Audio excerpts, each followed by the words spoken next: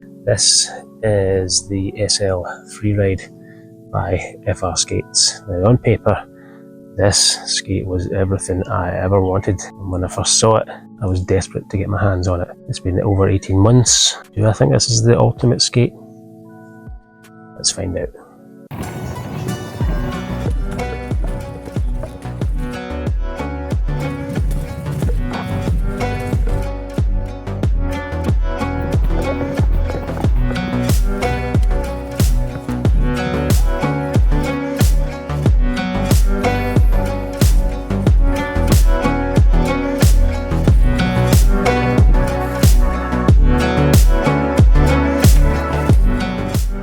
So let's get into the review of the SL Freeride. For transparency, I did purchase these skates. All of the opinions here are purely based upon my own experience. This skate uses an integrated intuition liner, a plastic adjustable cuff, and the shell of the boot is carbon fibre. The rest of the boot is, I believe, some sort of synthetic leather. It is also fitted with premium insoles. It uses FR's Freeride frame, and this is a 253mm flat frame with a 90mm wheel at the front and the back, with two 80mm wheels in the centre. The wheels themselves are aluminium cored. They are 85A hardness with a round profile. The bearings are MW9. These are twin cam Freeride titanium bearings. For enclosing the skate, we have two micrometric ratchet buckles, laces and a velcro toe strap.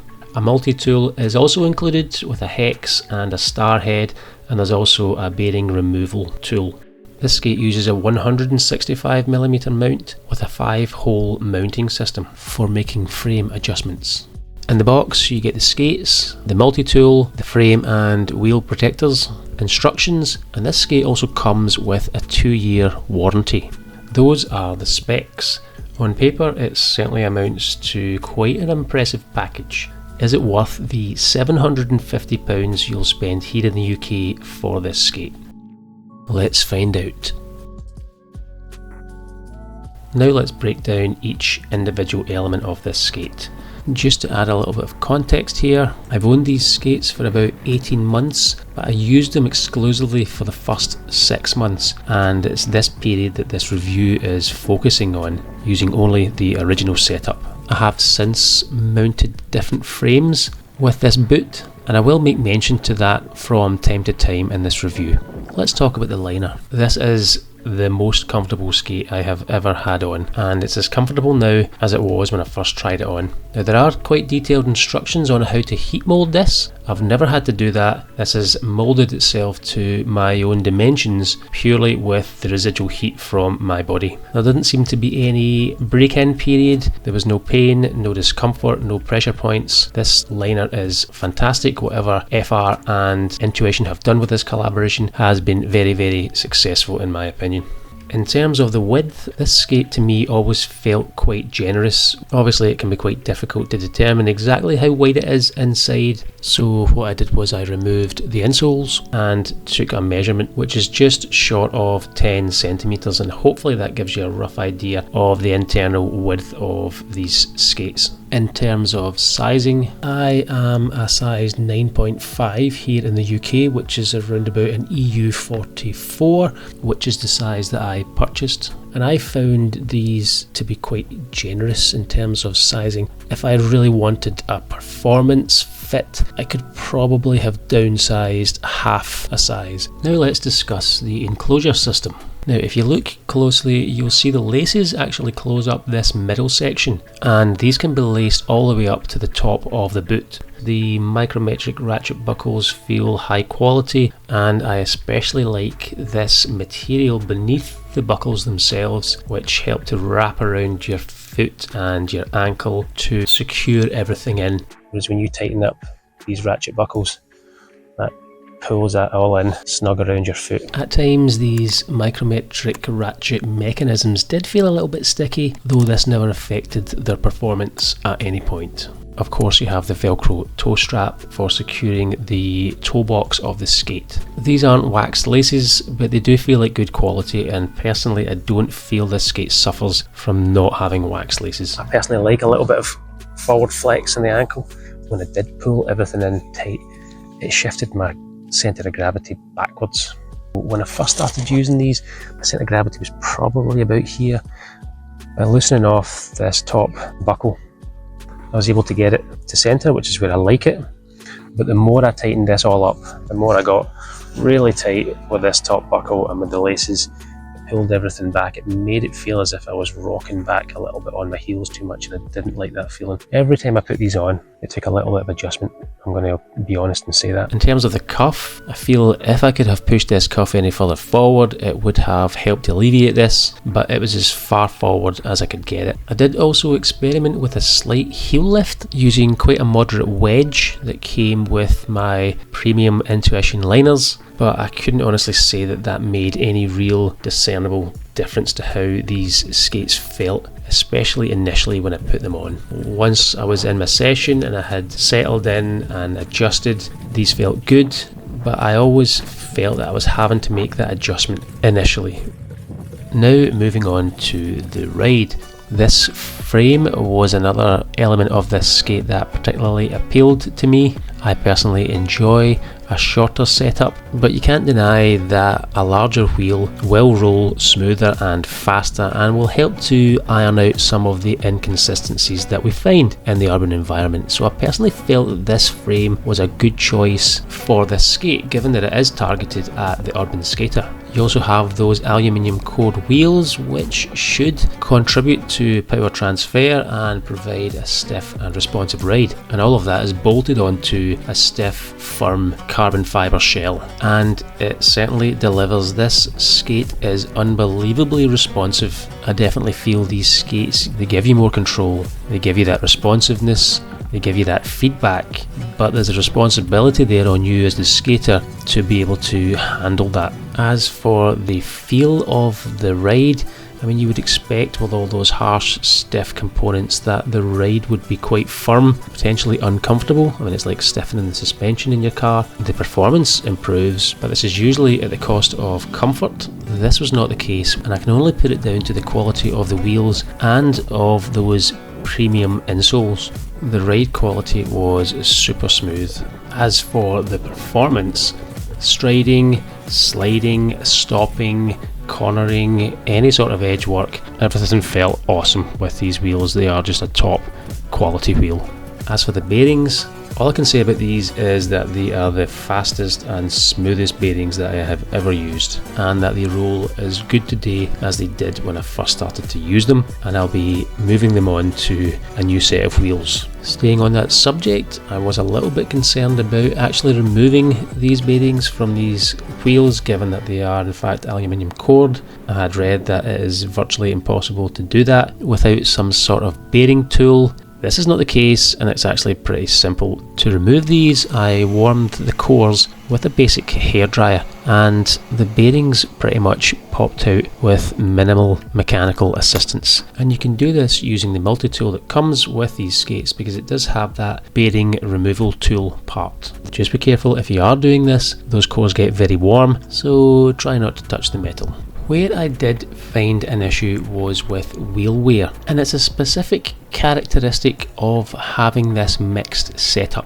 I didn't feel that the wheels wore prematurely. The issue here is that you've got a mixed setup. You've got 80mm wheels and 90mm wheels, and they're going to wear at different rates regardless of what you do. You're also pretty restricted in terms of wheel rotation. All you can do really is flip the wheels over. You move the front to the back and vice versa, and you swap over the two insides. You can also swap right to left, because you're always going to have one skate that's more dominant than the other. Regardless, however, of how meticulous you are with your wheel rotation, because your 90s are going to wear slightly quicker than the 80s, you're still going to end up with some sort of rocker, which in itself isn't necessarily a problem, but when you consider the fact that this is a short frame at only 253mm, the addition of that rocker can start to make things feel quite unstable. And because this is a hyper responsive skate, it amplifies this effect. it's too much maneuverability. That's great if you're a slalom skater and you want that ability to make those sharp, tight turns, but not if you're an urban skater bombing a hill in a city with a banana rocker. It doesn't feel stable. Now, as I stated at the beginning of this review, I skated these exclusively for about 6 months before I started to make some changes, but I noticed that there was a significant rocker that I just could not correct at around the 3-month mark. Yes, the wheels are a replaceable part, and again, wheel wear will be determined by how you skate, how you stop, how often you slide, but I do feel that this is a specific characteristic of having a mixed flat setup like this, and it's something that I hadn't considered. This was one of the elements that I was particularly excited about when I saw this skate, but I have to say this has left me feeling a little bit disappointed. Another area that surprised me with this skate was the weight. I was expecting it to feel super lightweight. It's carbon fibre. I've rolled carbon fibre skates before and they felt very light, but this didn't have that lightweight feel, which did perplex me a little bit. At first I was convinced that it was the metal core wheels that were adding additional weight, but even when I removed these, it still didn't feel particularly light, so I decided to weigh it. And I've compared it to a skate that I used to consider fairly weighty, the XLO MF 500. And the results will probably surprise you as much as they surprised me. Now, by no means was this scientific. As you can see, I'm using a set of analog kitchen scales, but I did try to ensure that they were zeroed before I weighed each individual component. So for the FR metal cored wheels without the axles, they weighed in at just over 500 grams. As for the XLO wheels, they weighed in at bang on 500 grams. The FR boot and frame, again no axles, weighed in at just under 1.2 kilograms. As for the XLO boot, liner and frame, again minus the axles, came in bang on 1.2 kilograms. Finally, the entire FR SL Freeride Skate weighed in a smidgen over 1.7 kilograms. And the entire XLO MF500 skate weighed in at just a tad under 1.7 kilograms. And yes, I was as surprised as you probably are now. Again, I need to reiterate that this was by no means scientific, but I did want to give you some idea of the weight of this skate and how it may compare to the hard boot skate that you have right now. Typically, weight isn't something that I consider when I'm researching a new skate, but it did disappoint me a little bit that this skate didn't weigh less given the £750 price tag. I now want to discuss the area of this skate that has concerned me the most, and that is the issues that I have experienced with these frames slipping. Now, it's important to state that I had no issue with the original setup as this skate came, and I have had mixed success with mounting several different frames on this boot. The first instance, and probably the most significant, was when I was deciding on my setup for the Berlin Marathon in September of 2024. I had used a different frame for training, which was fine, and when I mounted my 3x110mm from my XLO MF 900, I went out for a quick practice just to get a feel for this setup. Not long into this session, I threw myself into a magic slide and noticed that the frames had slipped. Ultimately, and to cut a long story short, I decided that I didn't want to take the risk of the frames slipping during the marathon, and instead I opted for my XLO MF 900s. Naturally, I did contact FR about this. This skate does come with a 2-year warranty, and I really wasn't happy with this situation. Not only given the price point of this skate, frames slipping at any point is pretty serious, but if you can imagine bombing down a hill and your frame comes loose and decides to slip, probably not a situation any of us would want to find ourselves. The response I got was to use Loctite 243. This is what they recommend, this is what I've started to use, but it hasn't entirely fixed the issue. I am still having sporadic frame slippage. Now, I'm not happy with it. I don't expect this from any skate, but I especially don't expect it from a skate that costs £750, so I have contacted them again, but I am yet to receive a response. I have to admit I have been a little bit disappointed with FR, and I definitely feel that they could do better with providing information. For instance, I couldn't find any information about the material of this skate other than the fact there's carbon fibre. What's the rest of the boot made from? I've no idea. The fact that this skate has premium insoles is pretty important, I would have said, and something that most customers would be quite interested to know. Some information regarding the width of these skates. When you're asking customers to pay £750 for a product,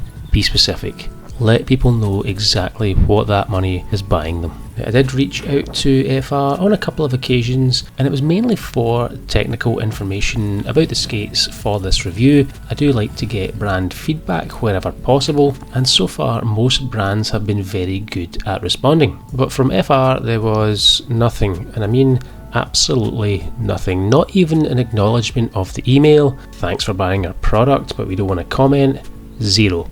Which is slightly disappointing. It was at this point that I was about to wrap this review up and say this is a very comfortable skate with a lovely set of components, but ultimately the connection just wasn't there. Then I made a discovery. As I was refitting the original frame, I decided I might play around with that 5-hole mounting system to see if I could determine what it was all about. As I've already mentioned, I always had to make an adjustment to my skating posture whenever I initially put these skates on in order to feel balanced. So with this in mind, I decided to shift the frames backwards slightly using those additional holes. And suddenly that connection that had been missing was there in abundance. I no longer had to make those adjustments to my skating posture. I felt way more confident to take advantage of that super responsiveness. The instability that I felt as a result of the rocker paled into virtual insignificance. It felt like a different skate. It felt like the skate I had always hoped it would be. To be completely transparent, FR did eventually get back to me, albeit 6 months after I originally reached out. They didn't make any further reference to the slipping frames issue, but they did answer some of the technical questions I had about these skates. They'd said that the main purpose of this skate was something that you could have fun with whilst it still being a good choice for a practical urban city skate. The reason for the metal cored wheels, as much as they are heavier, they should offer additional speed, precision and efficiency. The 5-hole mounts are there to allow some adjustment options whilst maintaining a lower weight.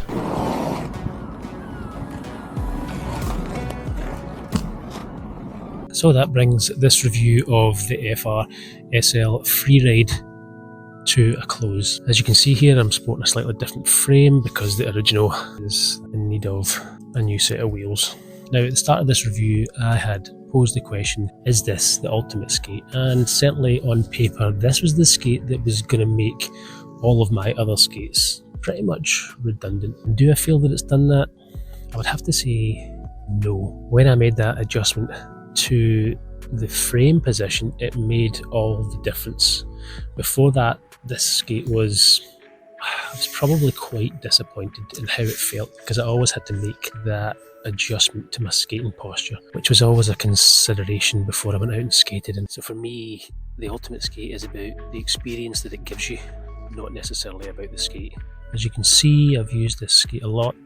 It does have some damage on it, but it's been very resilient. I thought it would take a few scuffs and scrapes and begin to fall to bits, but as you can see, it's still in great nick, albeit there are some scars now on it. Would I recommend it? The object of this review is not to recommend or not recommend the skate, it's to give enough information so that you, if you're on the fence about it, can make that call. The question that I will answer then is, would I buy it again? If I lost it, if I destroyed it, would I replace it like for like, knowing what I know about it now? And the answer is probably no, certainly not at that price. I don't feel that the price of $750 gives the experience that is far superior to anything else that I've skated. The issue with the frames slipping is still a major one for me, and it's not something that I've ever experienced with any other skate. And I've changed frames, I've adjusted frames on other skates and still never had that issue before, so I don't really feel it's something that's been caused by me through negligence. Using Frame Locker does seem to have rectified it for the time being, but it's still something that does concern me, and I'll be wary of it going forward. So I hope that's answered all of your questions. If it hasn't and you want more information, drop me a comment and I'll get that to you. Other than that, skate safe, take it easy out there, and I'll catch you on the next roll.